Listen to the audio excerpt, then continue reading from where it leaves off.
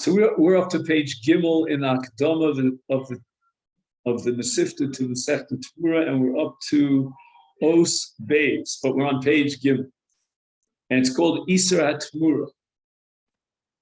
And although we've been discussing at great length the validity of Tmura in a case where there was a bona fide Maisa Tmura, how are you today, Dima? We have an extra copy? In this case, I can't give up my copy because I don't have the original.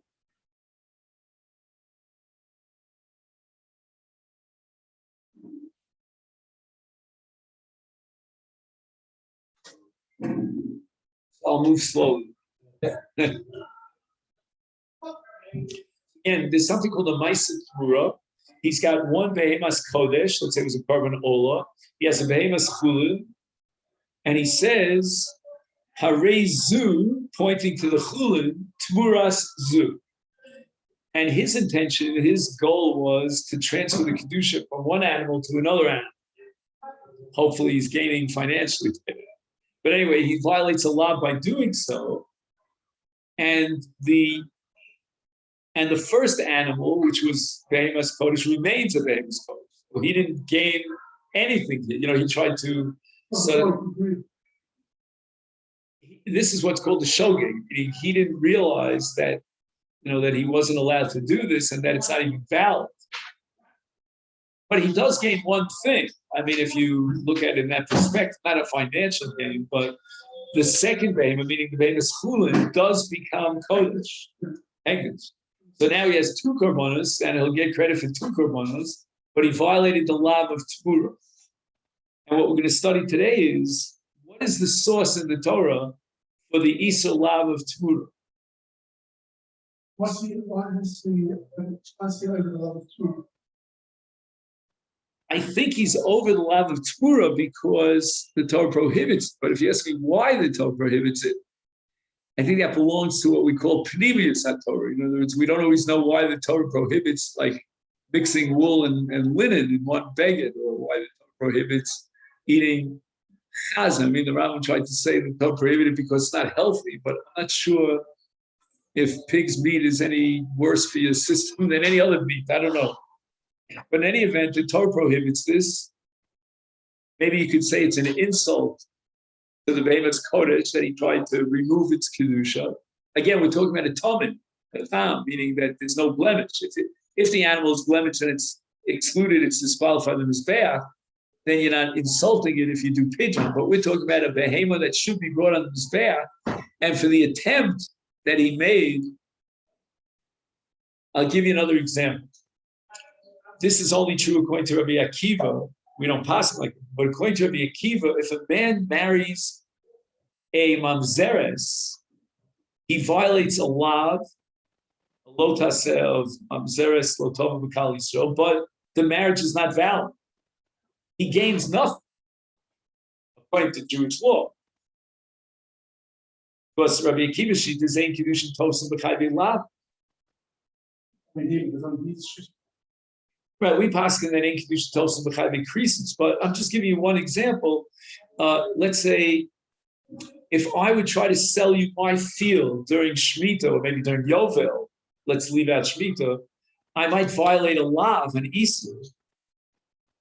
But it could be that the sale is not even valid because of the mechanism of Yovel. So in the Gemara in Tmura, that's called I'ovid lo mahan. That what he tried to do is not even valid. He didn't even accomplish his goal, but yet he violates a law. That's what happens in Tmura. He tried to transfer the Kedusha from animal A to animal B. He's a total failure in that because the Torah is not going to allow that to happen. And both animals A and B have the status of Behemas Kodshim, but he violates a law. So where's the source in the Torah for this law? So if you have the page, we're up to Beis. You want to just take a look on the right column, about 10 lines down from the top. Osum min haTorah lahamir behemas hegdish behemas chulin. Shenemar, the Torah says in Sefer Vayikra, lo yachlifenu v'lo yamir oso. Now here with pay, I don't know if we still have the Torah Tmima from last week. It says Sham. I hate those images. Let's see, where's Sham? All right, I don't know. Vayikra Chaf. No. Vayikra Chaf Zayin. Pasuk Yud. Can you remember that for me? Chaf Zayin Yud? Because I'm going to forget that. 27:10. And that's where we'll look up the pasuk in the Torah Tmima, because when you're learning Gemaras and you want to get the pasuk inside, the best source, in my opinion, is the Torah Tmima. If you're interested in like more of the philosophical ideas, there are other svarim, not the Torah Tmima. Or if you're interested in figuring out the meaning of the words, the literal translation of the words, that Torah Tmima is not your interest. For that, you go to the Malbim, for example, or maybe to Rav Hirsch, but more the Malbim. But if you're interested in what halachas we can derive from a pasuk, your address should always be the Torah Tmima. First address. Why don't we just set up the Torah as it's full of it's got actors on the influence. The Torah is only saying lo yam. The Torah is saying you shouldn't have done this by saying harei zu tmuras zu. But the Torah never invalidated that. I wouldn't call it a transfer because both are going to be Kodshim. John, do you mind opening it up? Chav Zayin Yud. Would you mind? If I can, once you started the mitzvah, one long nice mitzvah, like we spoke about achilas moach etzer. I think it's Chav Zayin Yud. I'm hoping. Here it says Shav. But That's right. All right. So what does the pasuk say? Let's just read it out loud. Oh yeah, Oh yeah, Nero so Gera Labatur. There you go. Near Behima. Who Yeah. You hear what he's saying? The Torah is actually saying, I don't even need Torah Shebal Peh. The Torah is saying that you're not allowed to do this Chalifin, this Tmura. And then the Torah says that if you violate that law, you should know who Tmurasa Yeh Kodesh. They're both Kodesh. And David's curious to know why. I'm also curious to know why. But that has to do with Kedushas HaGuf, and Kedushas HaGuf can never be removed. You have an animal, it's like almost every fiber in its body has to be brought on the Mizbeach. And there's nothing you can do to change that. Like let's say you would paint an animal, it's such a thing, right? So you can remove the paint, put it into, what's that thing called, that removes paint, that chemical, what's it called that removes paint? But you can't remove Hegdesh from an animal. It's Kodesh and that's it. But on the other hand, you did accomplish one thing, and your Maisa Torah is valid. It's recognized by the halacha, because now the second behemoth, which is the behemoth chulin, takes on the exact identical complexion and the status in law as the first one. So you end up with two behemoths that are behemoths Kodshim. Does the Torah Tmima explain why it says lo yachlifenu for lo yamir oso, like the double language? Is it two lavim or is it one lav? Because that's what we're about to embark upon.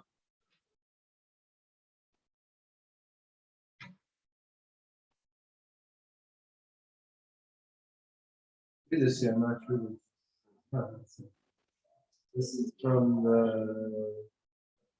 Tmura. Okay. Rabbanan. Oh yeah, for Fenu B'Shem Apir. Oh yeah, Mir also B'Shem. I see what happens. You remember we spoke about a case where Ruvain owns an animal and he gives Shimon Bilus to do a Tmura. And Shimon now violates the lav of Lo Yamiros. So we have one lav of Lo Yachlifenu, which addresses the Bilam in a classic case. And now we have a case where someone else other than the Bilam could also violate that. And that's called Lo Yamiros. You want to read it one more time, John? So I make sure what I said was accurate. 1 second. Let me think about that. Lo Yachlifenu. Oh, he does it the other way around. That's interesting. V'lo yamiro so v'shalatzmo. Let's just think about that. Why does he switch the order? I mean, the simple case is Shalatz.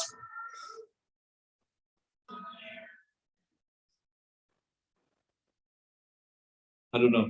Maybe the Torah will expand on that. Are there any notes on the bottom on that particular?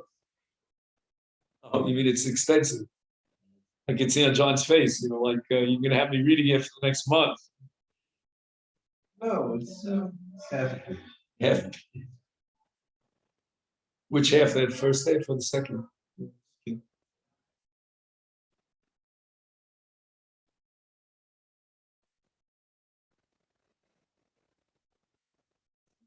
להוסיף ביאור, משום בזה שונה לושן חפיפים מלושן צמור. אבל אם have שינוי בגוף הדבר שבו אחר במקום. שבו אחר במקום. והחליטו מיסים עושה. צמור הוא רק שינוי הרגשי. רגשי? ריש גימל שין יוד? That's what he said. No, והאמיר אז תבודון בסבנס. And move on. And kind of see say בשני מיני חלקים. וכן ייצור שני חלקים רק עם מחליף שלו ושל הפרק, אבל שינוי גופני, על ידי שינוי רשוס, שהאפקט של חברו חולק מה שאין כן בתמורה צריך גם של הסגרת עצמו, נקרא שינוי גופני, אלא שינוי רגשי.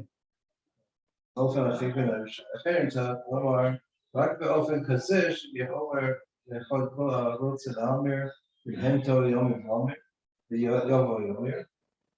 אין אחר, הרי אין אדם מקדיש דבר שאינו שלו, אין אדם מקדיש דבר. And obviously this is complicated, but the general goal here is to try to explain why lo yachlifenu applies to shalacherim and lo yomer also shal atzmo, and he's categorizing them as two different kinds of Torah. One is the Torah begufo, which is something that even if it's not mine, I'm trying to accomplish, and that's shalacherim. And then there's a Torah brikshi, he calls it some sort of abstract kind of Torah, which I can achieve with my own hand. Okay, so that's complicated. So let's ask the following question. Would the Torah say, in this case, that there are two separate law? Meaning, whenever it says the word lo, that's a law, and that generates malchus. Correct? Like lo silva shatnez. If you wear shatnez, you violate the lo silva shatnez. Here it says twice. It says lo yachlifenu, lo yamir osam. Again, the Targum is explaining why, there are two motivations, so to speak, in each case. But the Torah does repeat the law. So let's see the next paragraph. Say it again. This is one of the three cases in the Torah that you get malchus for a lav shem b'maisa. There's tzmura, there's shvua, and there's makalas Hashem. So there are three cases where you're only involved in dibur, not in maisa, and yet you get malchus. And the Torah considers the dibur as if it were a maisa. One of them is tmur. Avar vehemir, nechleku rishonim kama yalok. Does he get 39 or 78? Yesh sovrim shaloka shmonim. He gets two sets of malchus.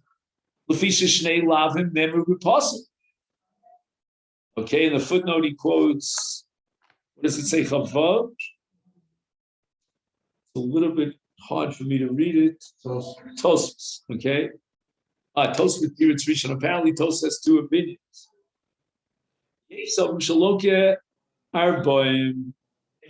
At the maximum is 39 malchus, and that's Tosfos with Piritz Sheni, and that's the Rambam.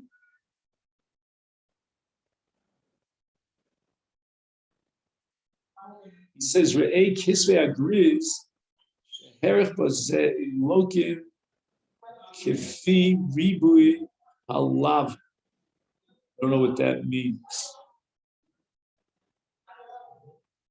I guess he means that if you look in kisvei agriz, he has analysis of these two opinions as to whether or not the Ribui Alavim generates Ribui Malchus. In other words, basically what we're asking is, are these just two different, we call it Suros HaMaisa, two different methods or actions, but they all belong to one lav, or they're two separate lav? Now, from the fact that we saw that we may differentiate between Bishal Ahir and Bishal Atzmo, it sounds like it's two separate lav. But one opinion, which is the second teretz of Kodshim, and it's the Rambam's view, is that you only get one set of malchus. So even though the Torah is giving you different methods of violating the same lav, it's all one lav.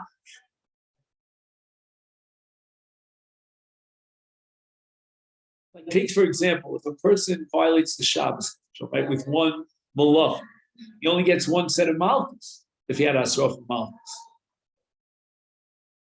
Even though there are many different lavim involved, but they're all included under one general rubric. They're different ways of violating the lav of lo sasik malacha, lo sachalas Shabbos.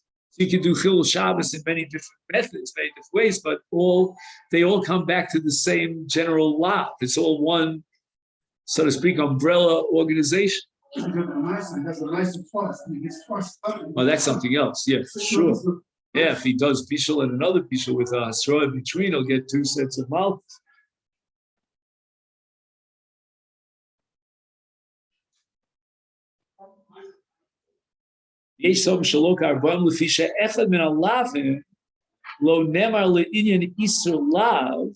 Oh, this is your echad min alavim lo nemar le'inyan isur lav. The Torah is not saying lo yamir also to generate a new lav, but rather to give you a different method of violating the one in the same lav. El rabos tmura gam bekarban shel chavero in notsan lo bailim rishus. That's what we discussed last week. According to this second day in Tosfos, which the Rambam Shita says, it's just simply different methods that the Torah is giving you of violating the very same law. You can do it through Tmura, or you can do it through Hachlafa, if we call it. Lo Yachlifena, we call that Hachlafa. But whether you do it through Hachlafa or through Hamara, you're always violating the same Isa. And therefore you can only get one set of malchus. Why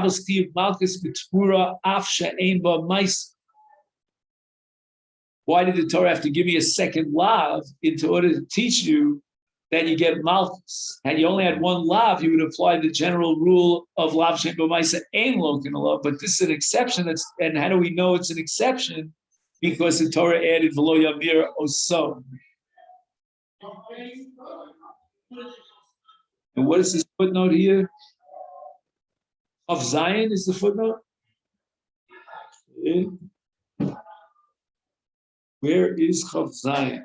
I have this shadow here.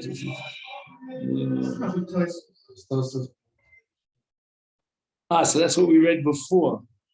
I thought it was Chav Vav, it's Chav Zion.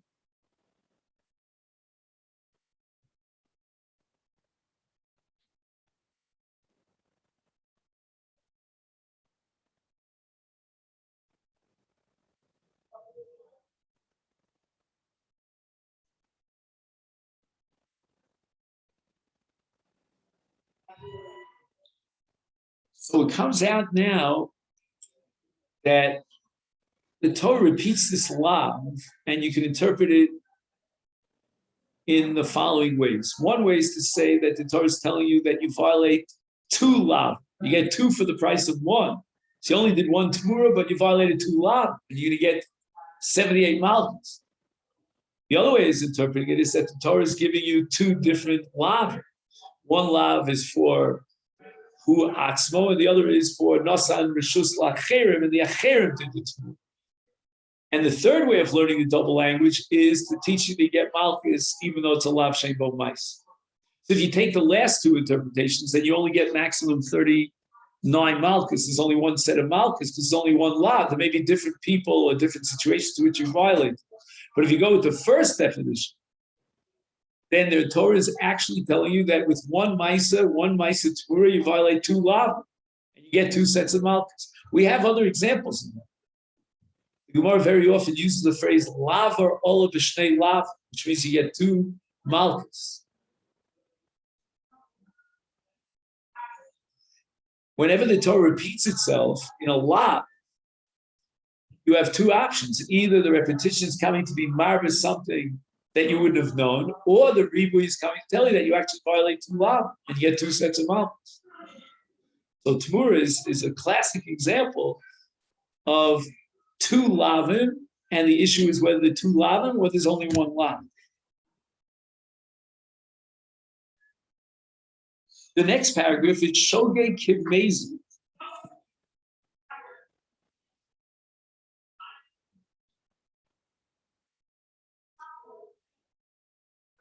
So this is a Mishnah apparently on Daf Yud Zayin in Masechta Tmura. Rabbi Yossi, Rabbi Yehuda Omer, Asa Shogeg Kivmezi b'Tmura.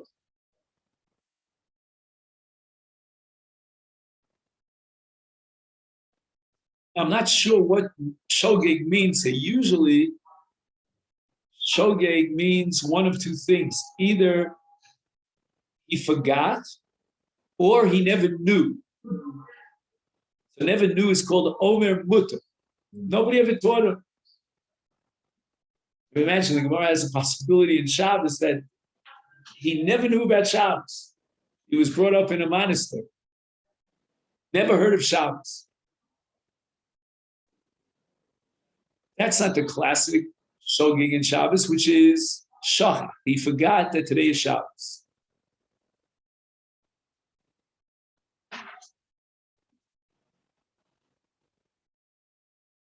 I tell you a funny story, or I'm going to have to shut off the recorder for this story. I'll get in trouble.